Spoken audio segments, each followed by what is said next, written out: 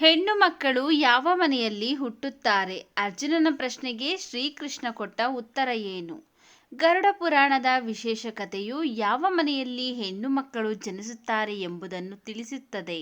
ಗರುಡ ಪುರಾಣದ ಕಥೆಯ ಪ್ರಕಾರ ಅರ್ಜುನನ ಪ್ರಶ್ನೆಗೆ ಶ್ರೀಕೃಷ್ಣ ಉತ್ತರ ನೀಡಿದ್ದು, ಯಾವ ಕಾರ್ಯ ಮಾಡಿದರೆ ಮನೆಯಲ್ಲಿ ಹೆಣ್ಣು ಮಗು ಜನಿಸುತ್ತದೆ ಎಂದು ತಿಳಿಸಿದ್ದಾನೆ. ಯಾವ ಹೆತ್ತವರು ಹೆಣ್ಣು ಮಕ್ಕಳ ಭಾರವನ್ನು ಹೊತ್ತು ಸರಿಯಾಗಿ ಬೆಳೆಸುತ್ತಾರೋ ಆ ದೇವರೇ ಬಲ್ಲ. ಆದ್ದರಿಂದ ಅವರು ಹೆಣ್ಣು ಮಕ್ಕಳಿಗೆ ಸೂಕ್ತವಾದ ಮನೆಗಳನ್ನು ಆಯ್ಕೆ ಮಾಡುತ್ತಾರೆ. ಈ ಬಗ್ಗೆ ಗರುಡ ಪುರಾಣದಲ್ಲಿ ಒಂದು ಕಥೆಯನ್ನು ವಿವರಿಸಲಾಗಿದೆ. ಈ ಕಥೆಯಲ್ಲಿ ಶ್ರೀಕೃಷ್ಣ ಯಾವ ಮನೆಯಲ್ಲಿ ಹೆಣ್ಣು ಮಕ್ಕಳು ಹುಟ್ಟುತ್ತಾರೆ ಎಂದು ಹೇಳುತ್ತಾನೆ. ಕಥೆಯ ಪ್ರಕಾರ ಒಂದು ದಿನ ಅರ್ಜುನ ಮತ್ತು ಶ್ರೀಕೃಷ್ಣ ಇಬ್ಬರೇ ಕುಳಿತುಕೊಂಡಿರುತ್ತಾರೆ. ಈ ವೇಳೆ ಇಬ್ಬರು ಹುಟ್ಟು ಸಾವಿನ ಬಗ್ಗೆ ಮಾತನಾಡುತ್ತಿದ್ದರು. ಅದೇ ಸಮಯದಲ್ಲಿ ಅರ್ಜುನ ಶ್ರೀಕೃಷ್ಣನಿಗೆ ಪ್ರಶ್ನಿಸಿದ್ದು, ಮಾಧವ, ಯಾವ ಕಾರ್ಯಗಳಿಂದ ಪೋಷಕರು ಕನ್ಯಾರತ್ನವನ್ನು ಪಡೆಯುತ್ತಾರೆ? ಅಂದರೆ ಹೆಣ್ಣು ಮಕ್ಕಳು ಹುಟ್ಟುವ ಮನೆಗಳನ್ನು ದೇವರು ಹೇಗೆ ಆರಿಸುತ್ತಾನೆ ಎಂದು ಪ್ರಶ್ನಿಸಿದ್ದರಂತೆ. ಆಗ ಶ್ರೀಕೃಷ್ಣ ಹೇಳುತ್ತಾನೆ, ಅರ್ಜುನ, ಒಬ್ಬರ ಮನೆಯಲ್ಲಿ ಮಗ ಹುಟ್ಟಿದರೆ ಅದು ಅವನ ಅದೃಷ್ಟ. ಆದರೆ ಒಬ್ಬರ ಮನೆಯಲ್ಲಿ ಮಗಳು ಹುಟ್ಟಿದರೆ ಅದು ಅವನ ಅದೃಷ್ಟದ ವಿಷಯ. ಅದೃಷ್ಟದಿಂದ ಗಂಡು ಮಕ್ಕಳು ಸಿಕ್ಕರೆ ಹೆಣ್ಣು ಮಕ್ಕಳು ಅದೃಷ್ಟದಿಂದ ಮಾತ್ರ ಸಿಗುತ್ತಾರೆ. ಹಿಂದಿನ ಜನ್ಮದಲ್ಲಿ ಸತ್ಕಾರ್ಯಗಳನ್ನು ಮಾಡಿದ ಪುರುಷರು ಮತ್ತು ಮಹಿಳೆಯರು ಮಾತ್ರ ಹೆಣ್ಣು ಮಕ್ಕಳ ಪೋಷಕರಾಗುವ ಭಾಗ್ಯವನ್ನು ಪಡೆಯುತ್ತಾರೆ. ಶ್ರೀಕೃಷ್ಣನು ಹೇಳುತ್ತಾನೆ, ದೇವರು ಹೆಣ್ಣು ಮಕ್ಕಳ ಜನ್ಮಕ್ಕಾಗಿ ಅಂತಹ ಮನೆಗಳನ್ನು ಮಾತ್ರ ಆರಿಸುತ್ತಾನೆ. ಅವರಿಗೆ ಮಾತ್ರ ಹೆಣ್ಣು ಮಕ್ಕಳ ಪೋಷಣೆಯ ಜವಾಬ್ದಾರಿಯನ್ನು ಹೊರುತ್ತಾರೆ ಎಂದು ಹೇಳಿದ್ದರಂತೆ.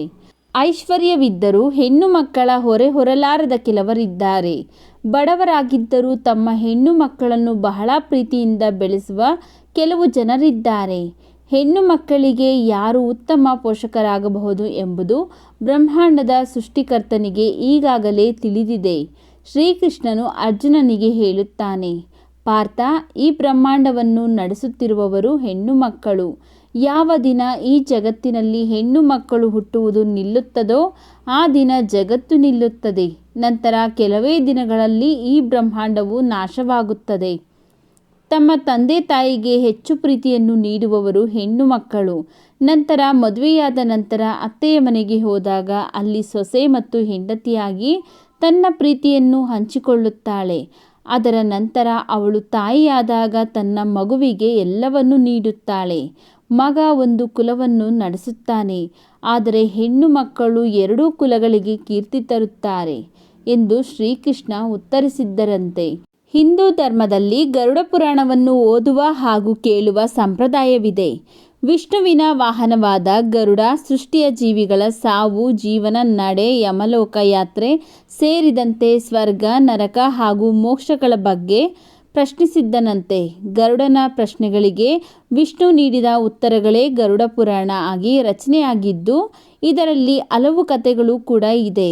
ಗರುಡ ಪುರಾಣ 19,000 ಶ್ಲೋಕಗಳನ್ನು ಹೊಂದಿದ್ದು ಹಲವು ವಿಚಾರಗಳ ಬಗ್ಗೆ ಸುದೀರ್ಘ ವಿವರಣೆಯನ್ನು ನೀಡುತ್ತದೆ. ಈ ಮಾಹಿತಿ ನಿಮಗೆ ಇಷ್ಟ ಆಗಿದ್ದರೆ ಈ ವಿಡಿಯೋಗೊಂದು ಲೈಕ್ ಮಾಡಿ, ಈ ವಿಡಿಯೋವನ್ನು ಶೇರ್ ಮಾಡಿ, ನಮ್ಮ ಚಾನಲ್ಗೆ ಸಬ್ಸ್ಕ್ರೈಬ್ ಮಾಡಿ ಸಪೋರ್ಟ್ ಮಾಡಿ ಸ್ನೇಹಿತರೆ.